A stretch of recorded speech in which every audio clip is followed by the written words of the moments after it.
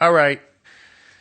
Somebody called and that screwed everything up. So huge apologies. But I'm back. And let's see if we can get our audience back. Yes, we're building it. We're at 475,000 people. Joking. But anyway, it's yeah. Okay, we're good. Thank you for coming back. Anyways, welcome to the Joe Show. We're back after a small interruption, and I'm happy to answer any questions, provided they are not insane questions. So, let's see what we got here. Hi, Susie. Giuseppe. My friend Giuseppe. She calls me Giuseppe, I call her Giuseppe. Anyways, hey, you know what? I'm going to reach out to you because I'm stuck in a hotel room for 14 days and you are the meditation guru. So expect to hear from me later on, Giuseppe. And my friend Susie runs this great meditation studio, by the way, called Unplug in Los Angeles. They're awesome. So go check them out. Am I still doing C? Yeah, that's why I'm in Toronto. I'm here doing this TV show called C.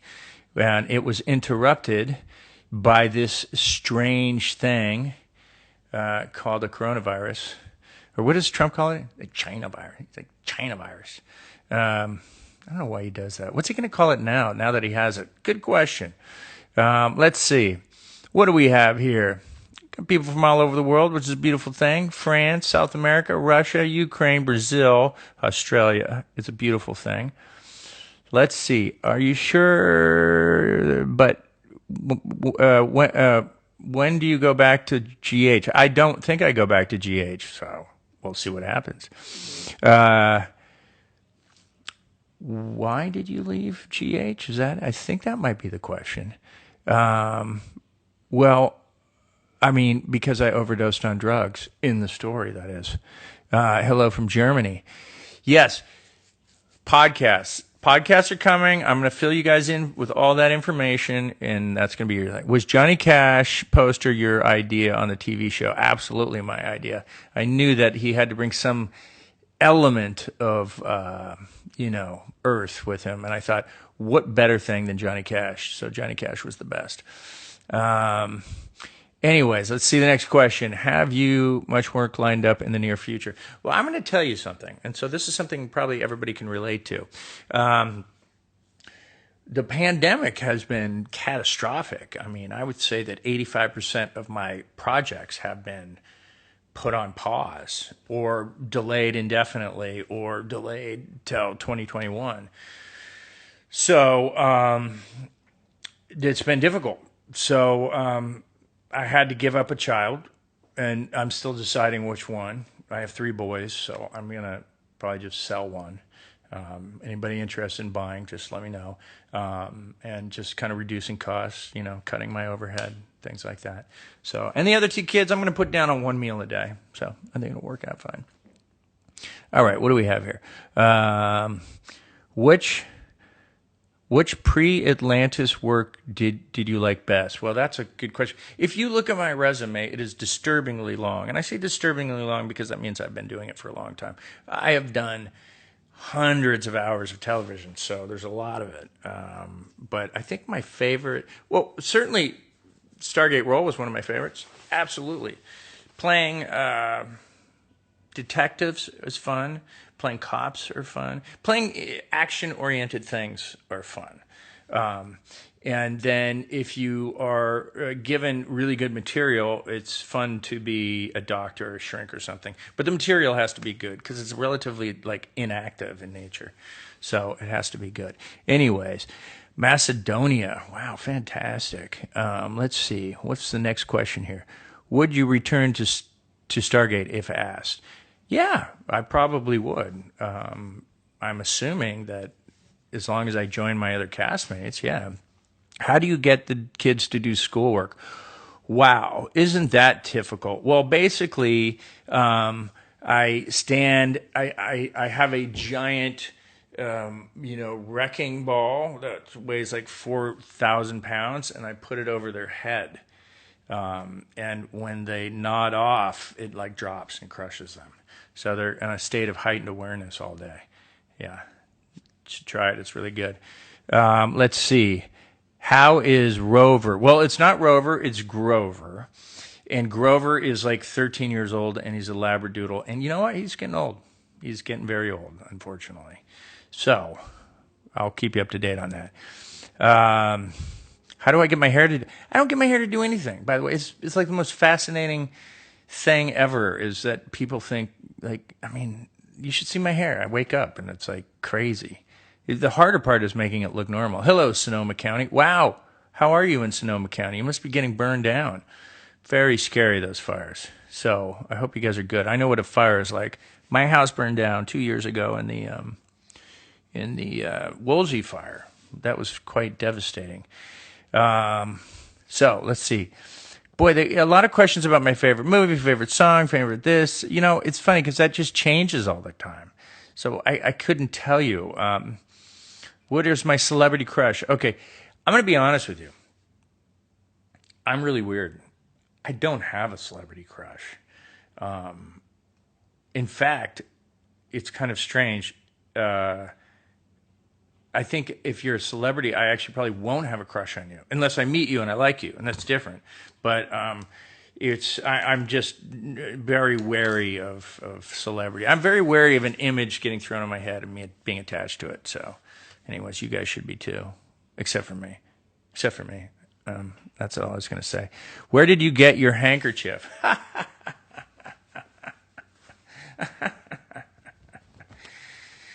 Okay, well, the handkerchief's an interesting story. Okay, so my dad was kind of an old school gentleman. Always had a handkerchief, and he said he had a handkerchief in his back pocket, but then in his coat pocket he had another one in his blazer, and he told me that the handkerchief in your back pocket is for blowing your nose, and you'd only use this one. This one in your blazer was to offer the ladies to dab their tears. I mean, how much more chivalry can you get? But what happened was I had a really bad cold once as a kid, and I remember using like paper towels, and my nose got all frazzled, and I had to borrow his handkerchief, and it was so soft, and then I just was like, always carried it around, and then I thought it was bad luck if I didn't have a handkerchief, so I just always carry a handkerchief with me. It's very odd. It is. It's kind of like a semblance of some weird old school thing. I'm not going to say I'm a gentleman because I'm probably not a gentleman, but it's semblance of an old school gentleman life. Anyways, let's go with another question. Let's see here. What do we have? Wow. The North Caucasus. Nalchik. Great. It's amazing. I can barely even say that, but hey. Have you played or would you love to play a villain? I have played a villain. Villains are so much fun. In fact, I would rather play a villain. Well, unless I'm a series regular. Well, no, you could be a villain as a series regular, but I have to say, villains are so much fun. Villains get to have so much fun. So, yeah, I'm all down with that. Let's see. Are you still... Oh, okay. Have you watched... This is happening too fast and I can't read that fast. Are the Canadians treating me well? Of course they are. They're very nice people. They're always very, very friendly and mannerly and orderly, these Canadians. They're very fine people. I think they're waiting for us to get our act together. They have their act together a lot more than we do up here. I'm going to just say that flat out. They've got restaurants open, things are happening, people are walking the streets because they took a more serious approach to this at the beginning, and they still take a really serious approach to it, which is why I'm in a hotel room for 14 days. Now, we don't even require that in the same way. I mean, things are cuckoo. I'm sorry. Not going to get into politics again. Well, maybe I will, but listen, I'm just going to tell you that we need to get our act together. Make America sane again. All right, that's my big thing. Have you ever played a role with David Duchovny? It's very interesting. David is a very good friend of mine. And David is one of the few friends I have that I can talk to about a lot of things. Like, he's really well read, um, and he's really interesting and very smart. So I get to talk to him about all sorts of stuff. And we've never worked together. And it would be great if we did. Actually, I never even thought about that. But yeah, we should do that. I'll reach out to him. Did you meet David Boreanaz on? No, I did not meet him. I hear he's a nice guy. It was really weird. It was a kind of a short little stint, so I didn't meet him. Let's see. What's next? Are my children okay? They're fine, except for the one that's going to be sold like very soon, just to cut costs. So, you know. Am I visiting Europe sometime? Look, I was supposed to be in Paris and Berlin this month for conventions, and I'm not, obviously. So I can't tell you when. But I think the sooner that they get a vaccine and everything else, the sooner that'll happen. My guess is the springtime of 2021 is going to be the earliest we can get conventions rolling again. And let's hope that happens pretty fast. Hugs from Calgary. Well, thank you. I love Calgary. Beautiful part of the world. Beautiful. Let's see. What's the next question? Are there any shows you'd like to do a part on? Yeah, there's a lot of shows. There's a ton of shows. I just told you Barry. I love Barry more than I can even tell you. And let's see. Did I watch Stargate SG-1? Okay, I'm going to tell you an interesting story. Okay, so there's probably a lot of Stargate fans like watching this show. When Stargate approached us about potentially doing a spin-off, I didn't know what Stargate was. I'd never watched Stargate, and I really didn't know what it was. And my immediate reaction was like, oh, look, I can't do science fiction television because it's too stiff and too difficult. And I was just like, I just can't do that. And you know, I'm wearing that one-piece suit, and I'm like, rah, rah, rah, rah. I just don't think that'll work for me. And they said, no, this is actually a little different. It's pretty quirky, and there's a sense of humor, so do what you want. I said, wow, that's interesting. So I did my own take on the character, and I went in and met with the head of MGM, and they seemed to like that take. And then they asked me to do it. I went on and I did the show, and they kept asking me. The question I got most from all the press around the world was, how are you going to fill the role of Jack O'Neill? And I was like, Jack who? I didn't watch the show. I didn't know. And then I knew that I had the chance to watch the show, but then I thought, I'm not going to watch the show because I don't want it to affect me and what like my character is going to be. So I specifically did not watch any of it. And after the show aired, I was never asked a question again. Are you going to be like Jack Neal, or can you fill the shoes of Jack O'Neill? Blah blah blah blah blah. And it was clear that I had a totally distinct character. There are some overlapping qualities though, and I love what Rick did, by the way, because I thought Rick. Honestly, I don't think the show would have succeeded without Rick. I think Rick's particular quirkiness is what loosened that show up to go in a bunch of different directions. Now, some people think it's too quirky, whatever. I like what Rick did. So I think he opened up a lot of possibilities for all of us. So I'm going to hit some more questions here because that was a long answer to probably a short question. Are you in politics? Well, that is a good question. Let me tell you. After the 2016 election, I decided to get involved in politics again. So I actually did some consulting work for the 2018 midterm elections. And basically, my premise and my representative is Ted Lieu. He's a congressman from Los Angeles, and he ran the Democratic Congressional Campaign Committee. And basically, I told him my angle, which is, you have a lot of smart people who run for office, but if they don't capture people's attention, they're going to lose. So you can have the smartest guy in the world running for office, but if he runs against Ted Nugent, no offense to Ted Nugent, I like Ted Nugent, Ted Nugent's going to win. Why? Ted Nugent's more interesting. He's more exciting, and your guy is boring. Now, hate to dumb it down, there's going to have to be a level of performance they hit. So this is beyond coaching for speeches and debate coaching and everything else. These are, in some ways, they're little tricks you learn as actors. And so it's a combination of traditional political consulting with this performance-related stuff. And he really liked the idea. So I worked with a number of his guys, and I'm happy to say that they all won. And I think it helped. And, it's interesting when you have a reality show star winning the presidency. Let's just be real. Hillary Clinton, Donald Trump, if you're just talking about entertainment value or keeping your attention, Hillary Clinton is just a terrible candidate. She just sounds high pitched. She's wooden. She doesn't know what. Trump, again, love him or hate him.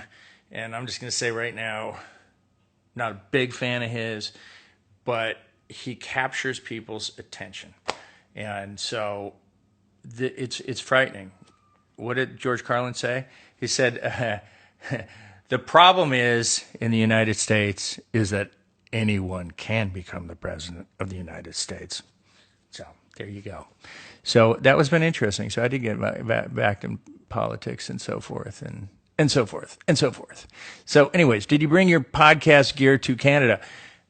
I bought some podcast gear. So yes, I'm trying to work that thing out. I'm working out some technical details. One of my problems is that when people call in on Zoom, I'm having a hard time getting the Zoom call to sound as good as this, and there's a disparity. And so that's been my technical glitch. I need technical expertise as a technical expert. Anyways, got any Lagavulin on hand? Well, Lisa from Calgary. I want everybody to know that Lisa, who I've met a number of times, has generously given me my favorite bottle of scotch, which is Lagavulin 16. And I just want you to know that I don't have any Lagavulin 16 here. And maybe that's why I'm slowly losing my mind. So maybe I should get some. Anyways, acting school. Well, I went to the Neighborhood Playhouse, which is good. You should check that out. Nancy Lee Grand went there too. So we talked about that. Yes, Neighborhood Playhouse is a very good school. Do I play a blind character on C? Everyone is blind on C. It's amazing. Which is cool because like the first dance set, I like stole everyone's wallet because we're like, oh, I found out they're actually not really blind. Caused a little bit of a problem. Let's see. Next question. I am going to answer this particular question, which is, let's see where we got. Come on, ladies and gentlemen. Where's the question? Can you see the positive being in quarantine? That's a good question. Okay, so there are positives to the quarantine. Here's what I'm going to say. I am honestly a lot more grateful and tolerant of social interaction. So let's say all my, insane friends or relatives that I'm kind of sick of, that I may not want to see. Now I'm like, I'll see you. You realize that the basic things of just being outside, sitting on a park bench and drinking a cup of coffee and watching like dogs and people, little things like that. Wow. So yes, but I mean, I wish I was more enlightened that it would just, I was grateful of that all the time. Human beings are a funny thing that when they are deprived of something and when something is taken away from them, they then realize how great it was. So, I don't recommend anyone doing a 14-day quarantine voluntarily because it's super challenging. Anyway, and I'm still thinking to myself that it was a good choice not to quarantine with Jason Momoa because if he goes crazy, watch out, right? Okay, let's see. What's the next question here? The next question is, are you actually stuck in your room? Yes. I am actually stuck in my room. Now, I wasn't aware of that because the actual terminology says that I can't leave the premises. So I went downstairs to order food to take out, and the maitre d' of the restaurant, like, very strictly said, "I was just told you were flown in from Los Angeles. You're not allowed to be here. Go upstairs." I was like, "Holy crap! What happened to that Canadian hospitality?" But I guess I'm not allowed out of my room, so it's tough. I'm telling you. Oh, look at! I just got a text from Ray Fisher. Because Ray does a lot of live Instagramming, and I asked him what the best time to do live Instagram, and he said roughly about this time, you know, like 3 o'clock Eastern time, 2 o'clock Eastern time. So, anyways, yes, Ray, I'll get back to you. But I did get your text, and it was super helpful. Anyways, no armed guard at the door. Not that I'm aware of, but I have a feeling it's more insidious than that. I have a feeling like there might be cameras and stuff, and they're like a group of people in like a room, like a whole department of spies in Canada. They're like, tick, tick, tick, tick, tick, tick. They're probably pinging my phone and checking all sorts of stuff out. But hey, listen, if it keeps people safe, I'm all down with that. I'm a team player. Do you wish? This is going so fast. How much of Joe was in John on SGA? Well, you can be the judge yourself. Let's see. No. That's so fast. With the tomahawk. Oh, boy. Okay, how do you feel about David Hewlett becoming a U.S. citizen? What? What? Hewlett's becoming a U.S. citizen? I mean, things are really going downhill for us. I mean, we used to have standards. We used to have standards. We let in any talk about riffraff. Huh. Yeah, I don't know. I might have to file. I'm going to file a petition with the State Department. I might fight that one. Yeah, we can't allow that. Anyway, let's see what else. And see, Canadians are funny because Canadians come into our country and they act all nice and pleasant and stuff, and they seep into super powerful positions, and then they control huge things, and they're like puppet masters. And then you find out, you're like, he's Canadian? And it's like finding out, like, the zombie apocalypse. Like literally. You're like, my boss is Canadian? You're like, yeah, your boss is Canadian. You're like, what? Yeah, so it's crazy. So the Canadians, they're a genuine threat to our ego. Anyway, a lot of good Canadian comedians come from Canada. Canadian comedians. Oh, yeah, sure. They're really funny up here. Anyways, let's see what's next. Yeah, I do have a window view. I mean, this is nice. Thank God I have a window.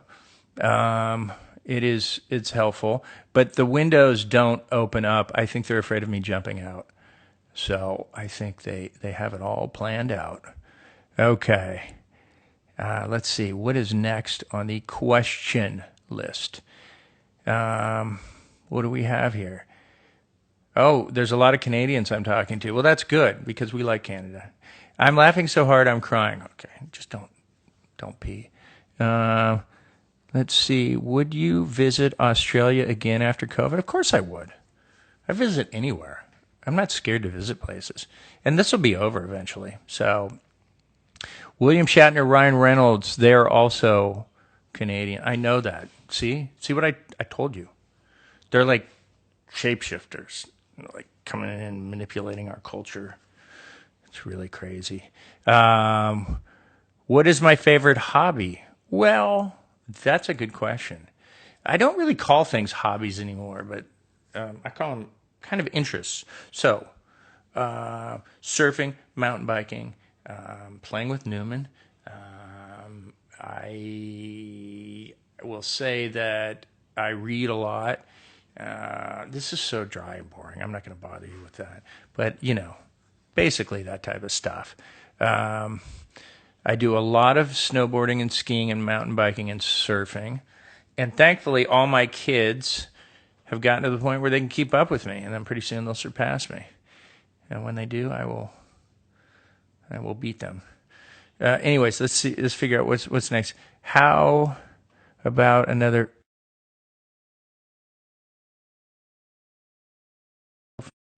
Listen, I'm very sorry, people. I know I'm supposed to turn off the the cell phone thing, and I'm not, and I need to, and I apologize for that. Anyways, stop scratching and make. Okay. See what happens when you're by yourself? You're just like, I'm gonna. Oh yeah, okay. I'm trying. I'm desperately trying to be sane. Let's see. What national parks have I been to? I've been to most of them. I was just at White Sands National Park. Incredible. Incredible. One of the most beautiful places I've ever been to. Let's see. What's next?